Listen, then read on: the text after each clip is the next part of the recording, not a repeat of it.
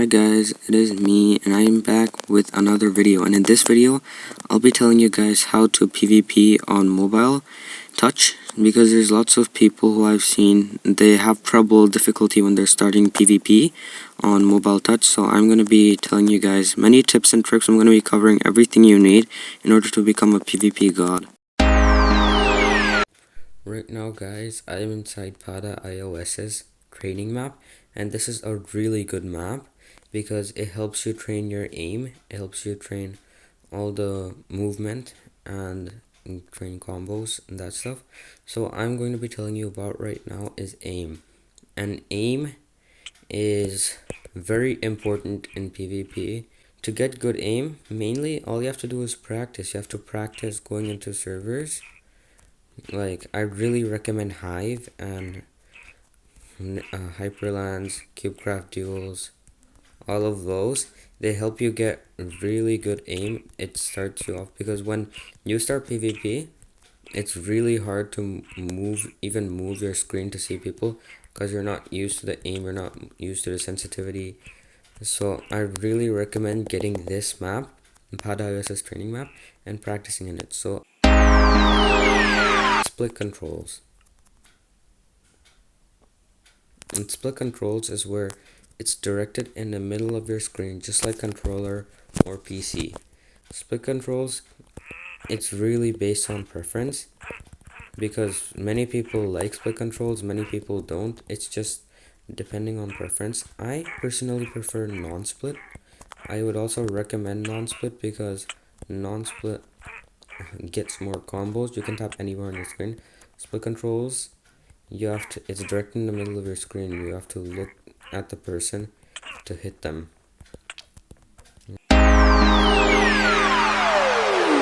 Next guys, I'm going to be talking about the settings.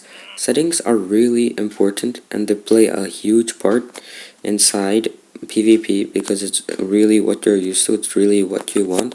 So for mobile, I recommend about 90 to 110 FOV. I personally use 90 and 110 FOV because you can see more. For example, I can see, yeah, it looks, you get used to it after a while. I can see this guy over here with 110, and if I were to change it to 80, 70, 60 or lower, let's put it to 70, it makes it a lot harder. It doesn't let you get as many more side hits. It's not as stretched. Yeah, so for mobile, I recommend using 90 and above. I also recommend using FOV can be altered by gameplay. So then there's also graphics, and your brightness being too high, because then it'll overheat your device and then it can crash or it gets laggy. I turned all of this stuff off because it gives me an FPS boost. So here we are at touch. I recommend using a sensitivity that's not too low. For example, if I were to use 15, it's really bad. I can't do much. And you also have to practice your sensitivity. Okay, that was a big fail.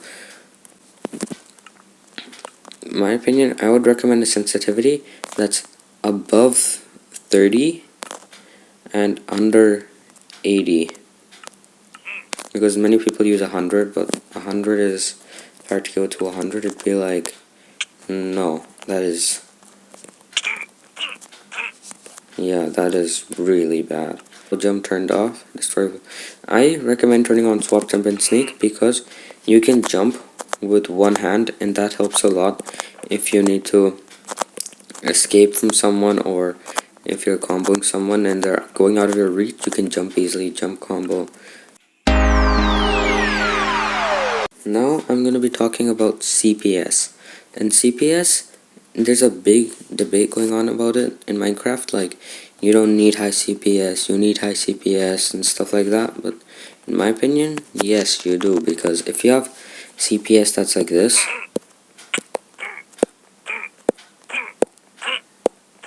okay, this is a combo fly bot, so it's obviously gonna fly.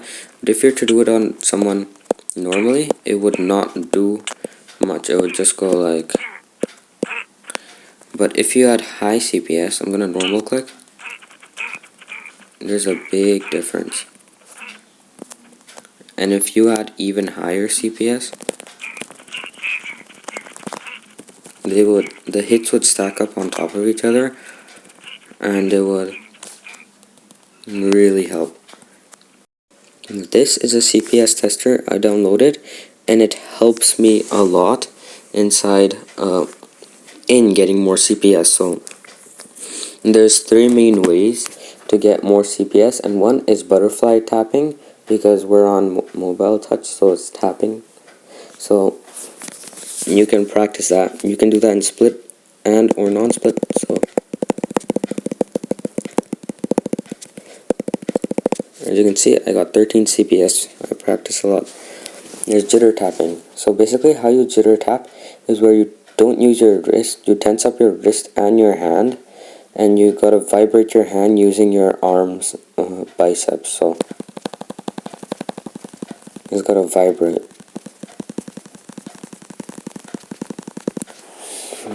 There we go, 11.4 CPS, that's pretty good. And then there's also normal clicking.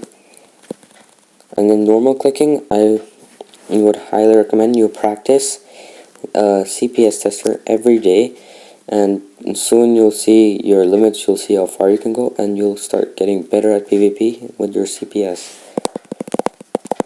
You'll start going faster, and the minimum CPS you need to start a combo is 6 to 8. So if you have 6 to 8, then you're good to go. Now I'm going to be telling you guys how to start a combo. So there are 3 ways to start a combo. If you play Skywars, you know that it is mainly snowballs and bows. Over here we also have the fishing rod.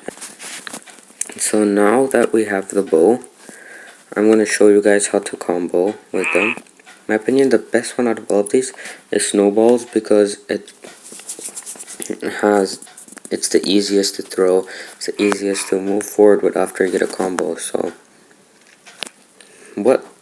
how this works is, if you throw a snowball, it throws them into the air and pauses them for like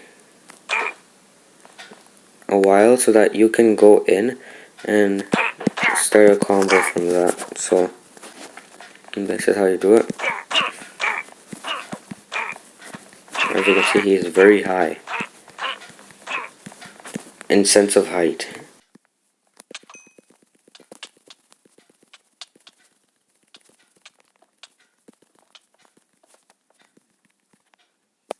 Then there's bows, and bows are also really good for combos. So I'd go just like the snowball. He is now in the air, so out to there.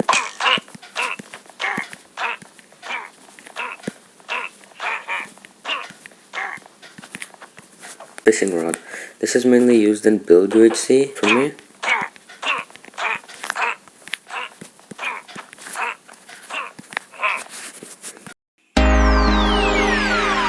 Tapping. So wow, he's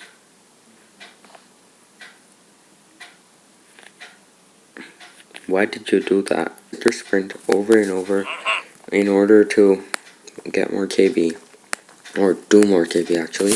There's also another way, and that's S tapping, where you have to keep tapping the S button, and that also gives you more KB. So now I'm going to be W tapping.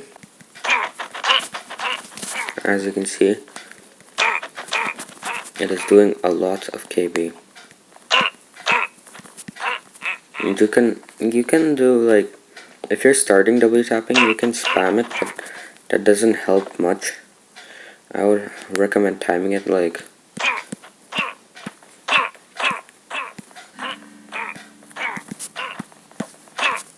whenever the opponent gets far, you can sprint, and when they get close, then you can stop sprinting and reset it once again.